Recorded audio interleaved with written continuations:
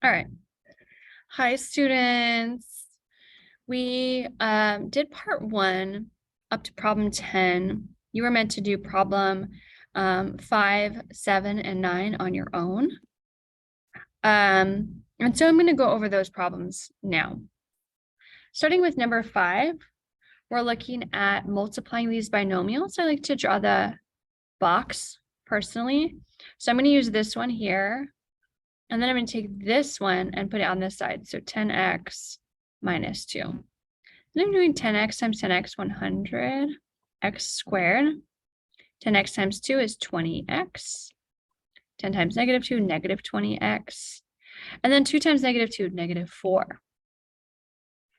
And what we should see is that the diagonals will be like terms. And that's going to be 100x squared. Then 20 minus 20 is 0, so this actually cancel out and we get minus 4. That's going to be our final answer. Looking at number 7, I'm going to go like this way, do my best. I'm going to put the x here and then the 4 here and see if I could fit those in. X times x squared, x to the third, x times negative 4, negative 4x squared, minus 8x, 4x squared, 4 times 4, 16x, and then negative 32. Again, I'm going to look for those diagonals to be like terms. And so I start with x to the third power. Oh, hey, another cancellation. Okay, this is 16 minus 8. It looks like a 6, but I think it was 16. 16 minus 8 is going to be positive 8x, and then we have the minus 32. So the x squared terms canceled out here. So that's pretty fun.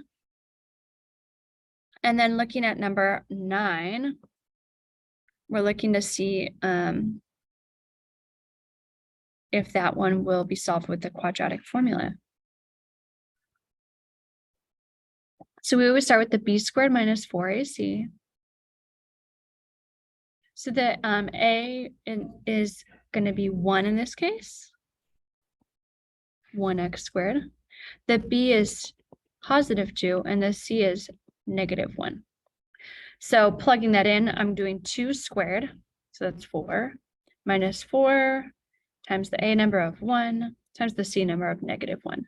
I always show this completely. And right here, I have 2 negative signs, so I'm going to do a plus for those, changing this to 4 plus 4, which is 8. So my advanced students know that 8 is equal to 4 times 2. And we're going to simplify that to the square root of 4, which is 2 rad 2. So when we go to plug this into our formula, we're doing the opposite sign of b. So x is equal to opposite sign, so negative 2 plus or minus, then this value, 2 rad 2, and then over 2 times a. A is 1, so just over 2. That means that altogether, this is going to simplify a little bit more. I'm going to think of this as 2 over 2, and then this one is 2 over 2 separately. We see that x is going to equal 2 divided by 2, negative 1, plus or minus. These cancel, but the rad 2 stays. And this is your final answer. That's pretty advanced. Another way you could write it, and I would still give credit, x is equal to, got negative 2 plus or minus. The number that we found was 8 over 2. Still going to give credit for this, but I just want you to know that the next step is to be going in this direction. Just really showcasing that really strong algebra skills. So those are the problems that we didn't finish in part 1. Looking at part 2, we pick up at number 11 where we're solving for y. Same thing in number 12. That means that we're going to keep y exactly right here. And here's my equal sign. I draw this line. So this is general solving. This is not quadratic formula. And how can I tell? X has an exponent of 1. Exponent of 2 we did that different work. So if this is y, it's negative 4y, and then we have the plus 6x.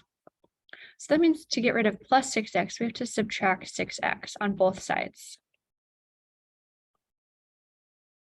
What's left now is negative 4y, but this is going to be written as negative 6x minus 12. And it becomes two different things because the 12 doesn't have an x like the 6 does. So they're not like terms. In our next step, we're going to get the y by itself by dividing by negative 4. And I divide the negative 4 to every single part.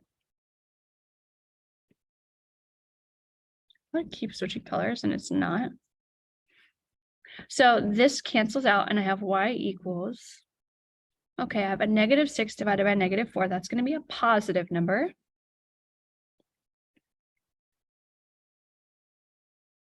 And 6 and 4 are both even. So I'm going to reduce that. 6 divided by 2 is 3. 4 divided by 2 is 2x. And then again, for the 12 and 4, it's a negative divided by a negative. That will become a positive. And 12 divided by 4 is 3.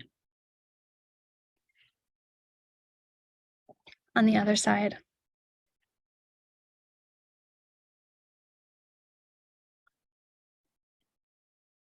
We're going to do the same work.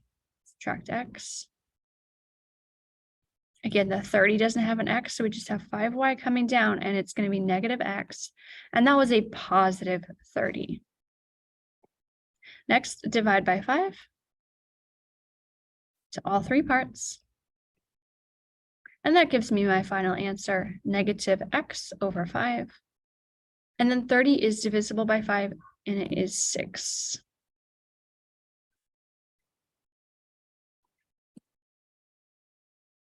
So then on 13 and 14, we're seeing, again, solve for x, but it's very complex. So we draw the line to show we're going to work on just this side first, and then separately we'll work on this side. So I'm looking at this side, I see the x plus 6. That's not the first order of operation. We would do what's in the parentheses first, but there are no like terms. X and 7 can't be added together. So the next is that this is 6 is being multiplied. That's a secret multiplication. So it's a positive 6. And we're going to distribute it in there. So the x stays in front, and then it's plus 6x, and then plus 42. We multiplied 6 to both of those numbers. Now we're going to combine these two values together to get 7x plus 42. And now this side is completely done. There's nothing more I can do to simplify it. So I'm going to go to the other side. 4x minus 2x, they both have x. So we're going to add those coefficients to get 2x. Then the 6 and the negative 11, I'll add those separately. 6 minus 11 is negative 5. So this is equal to 2x minus 5. Now both sides are completely simplified, so now we have to start going across the equal sign. So comparing 7x and 2x, the 2 is smaller. So I'm going to do minus 2x on both sides, just to keep my coefficient positive. That's going to give me 5x plus 42 is equal to negative 5. And next, it looks more simple, which is good. I'm going to subtract 42 to isolate the x term. These are both the negative, so I'm going to add and keep the sign the same. I'm going to finish this over here. I've got 5x equals, then these two together make negative 47. I have one more step. I have to divide by the 5.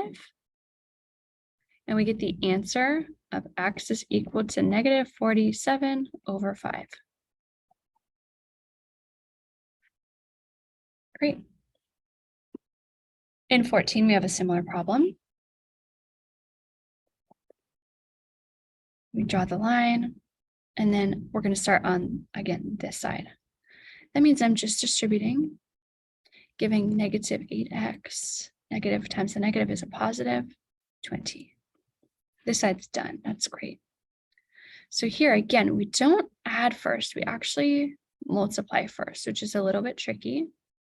7 plus 3x plus 12. Comparing the x's, I want my x's to stay positive, so I'm going to add 8x.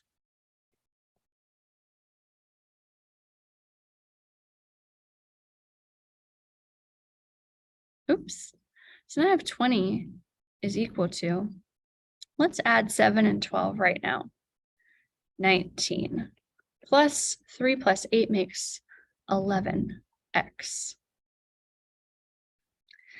Now here's the x on the right-hand side, so we want to get rid of the number 19. We subtract 19 and we get 11x is equal to 1. Now some students would say, oh, there's no solution. Yes, there's a solution. It's a fraction. Now we just divide by 11 and we get the x answer. X is equal to 1 over 11. So these problems take up a little bit of space. Great. Let them take up the space. All right, moving down the line. We're turning the page. Oops, I thought I cleared all the drawings.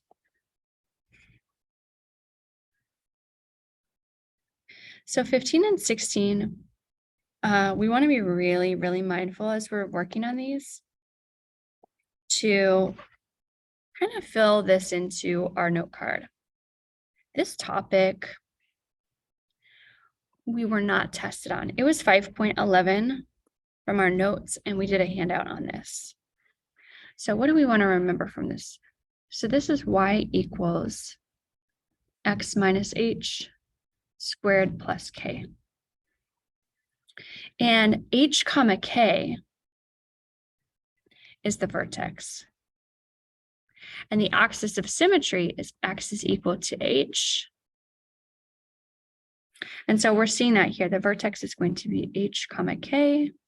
The axis of symmetry is going to be x equals, and then we're going to say h. So as I'm looking at my problem, I see that in here, it's a plus 7 in the spot of the h, and then there's the k. So in the parentheses, we always switch the sign. So that looks like a positive 7, it's negative 7. And then the k looks like a negative 4, and we keep the k. So switch, and then keep. Isn't that cute? We switch the h, but keep the k. Look at the h and k in there. Kind of cute. So that means it's x equals negative 7. So the first thing we're going to do is we're going to find that coordinate, negative 7 for x, negative 4 for y, and we're going to put that dot on our graph and sketch our line of symmetry, or axis of symmetry. From here, this is a table of values that represents all quadratic functions, x, and then y equals x squared. This says quadratics. These are quadratic. And we can tell because of the exponent of 2. So I'm going to plug in every time the numbers from negative 3 to positive 3. And all I'm doing with those numbers is I am squaring them. What is negative 3 squared? Which means negative 3 times negative 3. It's positive 9. Negative 2 squared, positive 4. Negative 1 squared, positive 1. 0 squared, 0. 1 squared, 1. 2 squared, 4. 3 squared, 9. So we're already starting to see that quadratic shape, which we know is called a parabola. And we've got the vertex and the symmetry. But this table of values tells me exactly how the shape looks on the graph. And it will help us find the x-intercepts, which is very good. So this is now the origin. This is now 0, 0. Even though it's really not.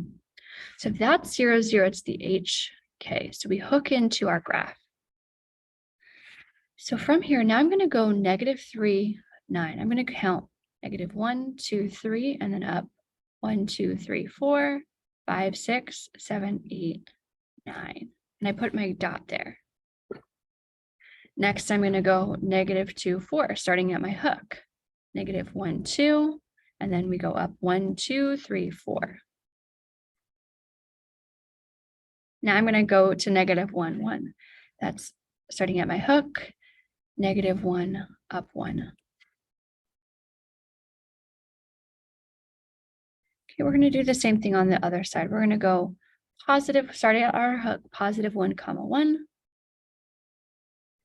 Then we're going to start at our hook, go +2, up 4. And then we're going to go start at our hook, +1, 2, 3, and up 9, which we're going to see is at the same height. So we're noticing that symmetry in terms of the distance from the line of symmetry. It looks really good. Now we just sketch it with our arrows, connect the dots. Mine wiggles a little bit.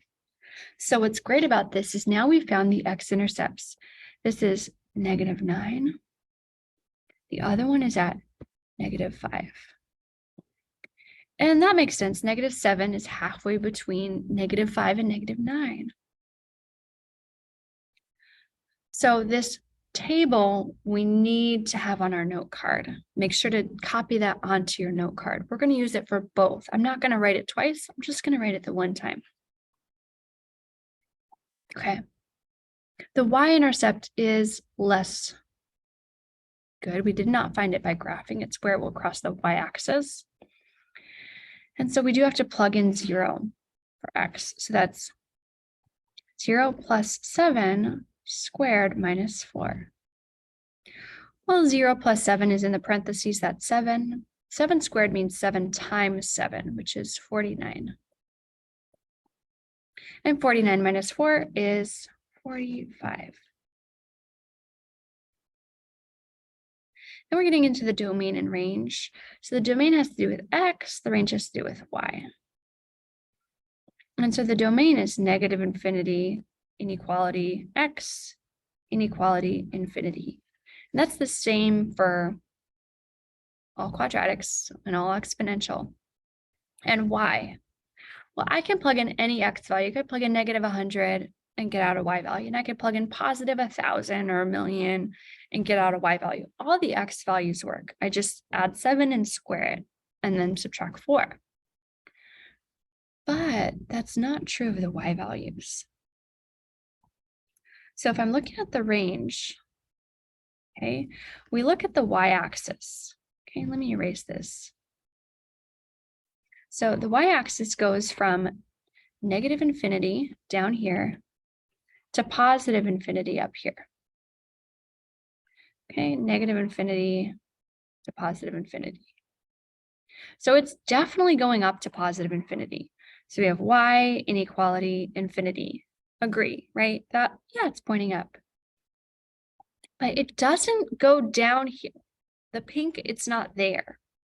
So if I take my pen and I hold it horizontal, I start at -infinity until I find the minimum.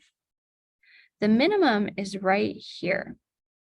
And that is the vertex. And that minimum was at -4 on the y-axis.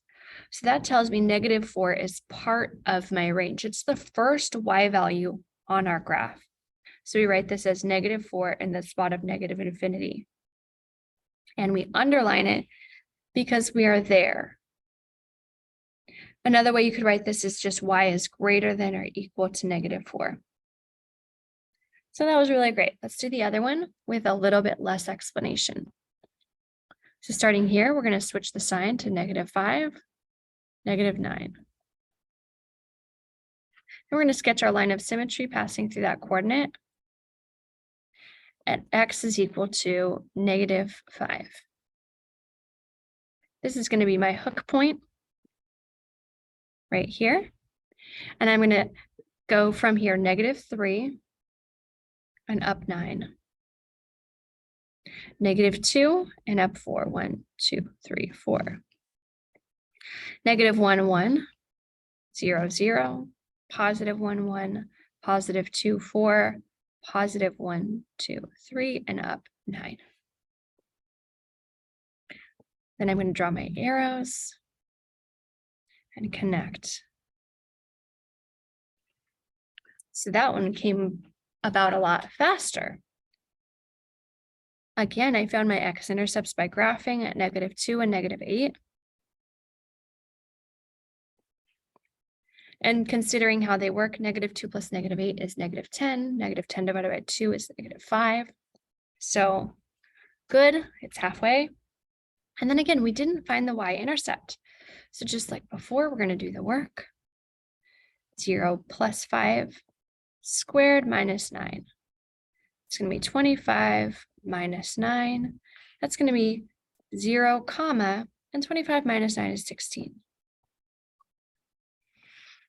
The domain is going to be the same. They're always the same, negative infinity, inequality x, inequality infinity. And then looking at the range, this y value is -9. It's the y value of the vertex. Inequality y, the underline, inequality infinity. And this is a quadratic. Great.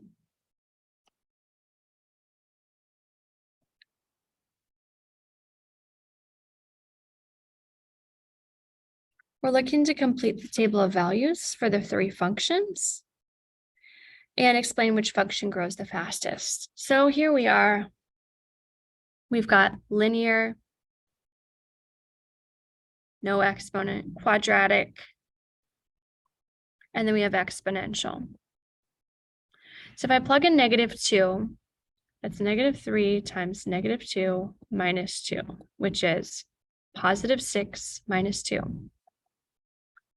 6 minus 2 is 4. Okay, so -3 times -1 minus 2. This is going to be +3 minus 2, 1. 0 minus 2, -2. So are we seeing the pattern? Subtract 3, subtract 3. And I can use the pattern to finish this, or I could just keep going with my arithmetic. -3 times 1 is -3, minus 2 is -5. And then predictively, the next one would be -8. Confirming that would be 2 times -3, -6 minus 2. Confirmed. Okay, so the quadratic, let's do that one in pink. This one is -3 times, and then -2 squared is 4, -12. The next one is -3, -1 squared is +1. -3 times 0. -3 times 1 is -3. And then 2 squared is 4. So you're noticing that I evaluate the x squared part on my own. That's a good idea. It's a really good idea. So you can also kind of see that 4, 1, 0, 1, 4. The numbers on the other side would be 9. All right, last one. We're going to look at, in blue, the exponential. Okay, so this is -3 times 2 to the -2 power. Okay, 2 to the -2 power means 1 over 2 squared, which is 4. So -3 over 1 times 1 over 4 is -3 over 4. So -1 power, it's -3 times 1 over 2, skipping right into that, just downstairs. That's going to give me -3 over 2. Okay, -3 times 2 to the 0 power, that's -3 times 1, that's -3. Remember, anything to the 0 power is 1. Okay, -3 times 2 to the first power, that's just -3 times 2, -6.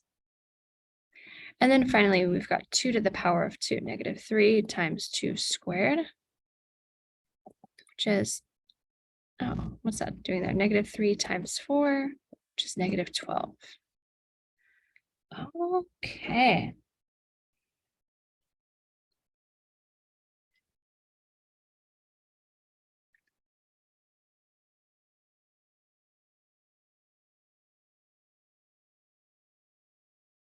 So this one is, oh, I already did that. I was supposed to do that down here. Linear, quadratic, exponential. All right, cool. Let's use exponent rules. So I'm looking here. Oh, hey, there's an x on the inside. We're going to simplify those together. This is going to be -3 x squared times x to the first. That means there's one more x. That's going to be x to the third, y to the -4. I'm going to give the 3 an exponent.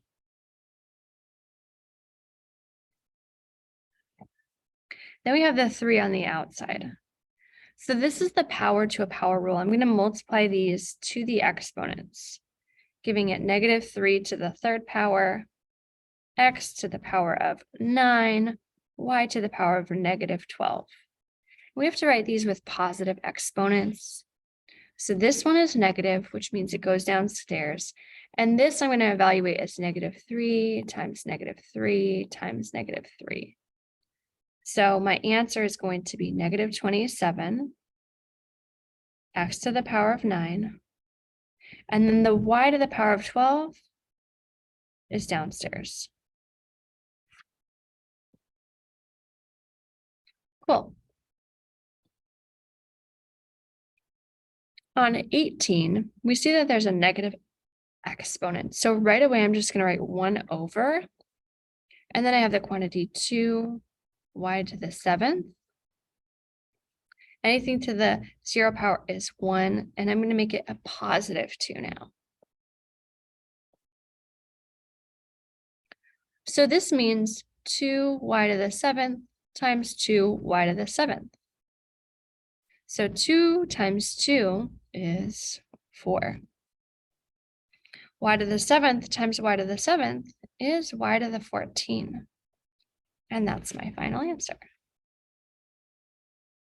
So they're both downstairs because the exponent was negative. And a negative exponent times a negative exponent would turn to a positive, but we didn't get to see that here.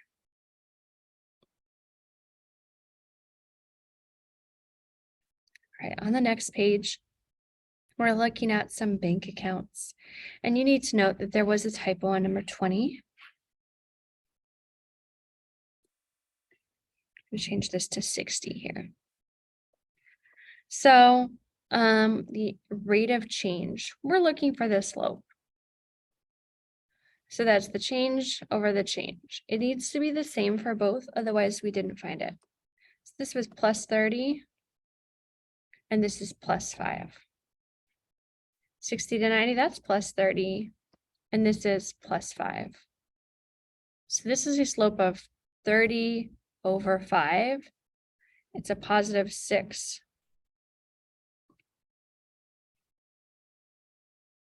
So what is the average daily rate of change? Up $6 per day. So then on number 20, see, we're going, oh, up by 300. And then this is up by 20, up by 300. And then this one is also up by 20. So this is 300 over 20. The zeros cancel. 30 over 2. This is +15 frogs per day. That's a lot of frogs adding to the pond. Cool. Okay, substitution. They have x solved for. Here's x in the other equation. I'm going to put y plus 11 in the spot that I have put that red dot. So we're going to write 2 parentheses plus y equals 19. In the parentheses, we're putting y plus 11, which is what x is equal to. So this is great because we have y only, and now we'll be able to solve for y. Let's distribute to get 2y plus 22 plus y is equal to 19. So now we're back at like a regular equation. This is going to be 3y plus 22. So I'm going to subtract 22 from that 19, and I'm going to get 3y is equal to negative 3. Oh, y is equal to negative 1. So I'm looking for the coordinate. So negative 1 comma. And then I'm going to plug that back in right here. Oh, negative 1 plus 11, 10. And now we want to confirm that it works. So I'm going to say 10 is equal to negative 1 plus 11. Check. And it needs to work in the bottom equation too. So if I erase, I can see that that was 2x. So that's 2 times 10. It should be 20 plus y is negative 1 equals 19. Yes, 20 plus negative 1 is 19. So that's how I verify the solution. All right. 22 says solve with elimination. We've done that before. We add these equations together and it's already ready to go. I have a positive and negative. I'm so happy with that. 8 and 2 make 10y. 20 minus 30 is negative 10. Oh, I get y equals negative 1 again. Just like previously, I have to plug that in to find the x value. So I'm going to say 4x minus 8 is equal to 20. Okay, so I'm going to add the 8. I have 28. I started to write 28. So 4x equals 28. 4 times 7 is 28. So let's see. We'll try that in the bottom equation too. So that'd be negative 28 from negative 4 times 7 plus 2 times negative 1. Oh, that'd be negative 2 equals negative 30.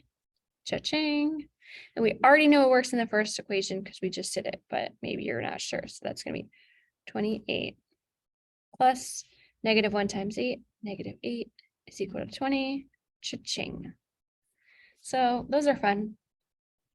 Hopefully you remember those from first semester. All right, next we're looking at writing an equation. These are our last 3.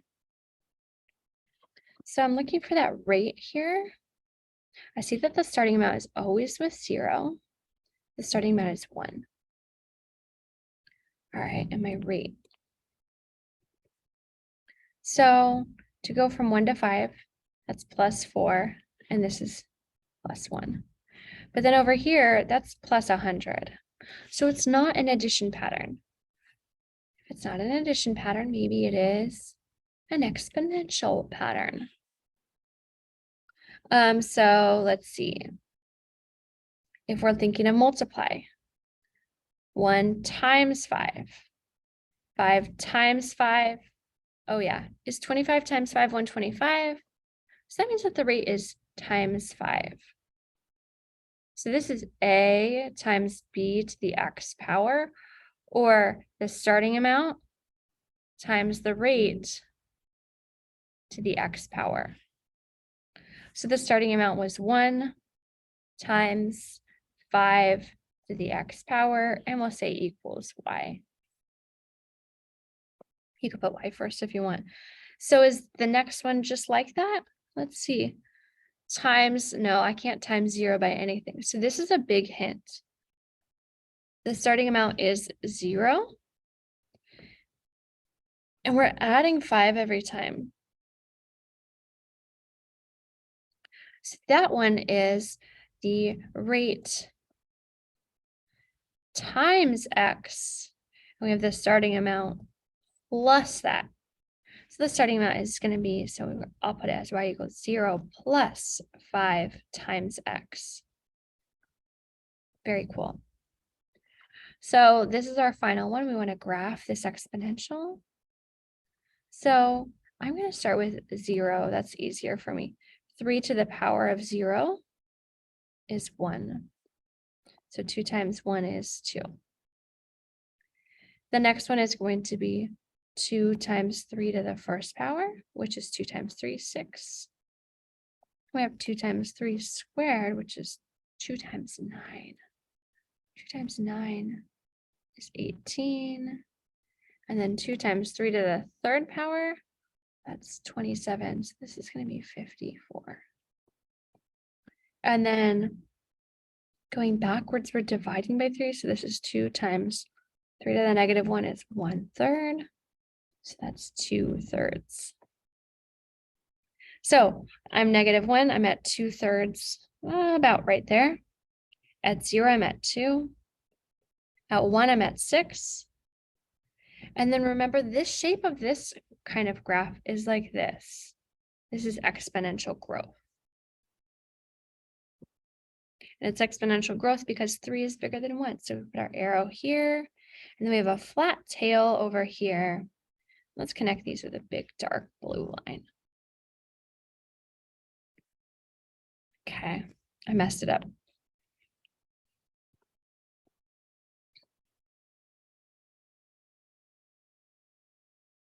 Again, I messed it up. Okay, it has to stay above this x-axis. That's pretty good. And it wants to get like progressively closer. All right, so that's our study guide. Study, do well on your test. Make sure everything that's on here is on your note card because all of these questions will be on your test. Okay, have a great day.